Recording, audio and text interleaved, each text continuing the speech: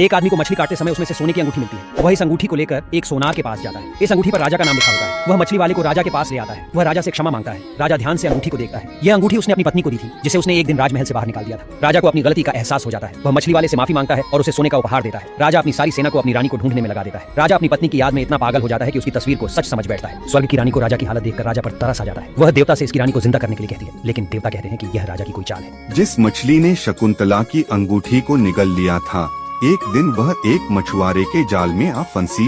जब मछुआरे ने उसे काटा तो उसके पेट अंगूठी निकली। मछुआरे ने उस अंगूठी को महाराज दुष्यंत के पास भेंट के रूप में भेज दिया।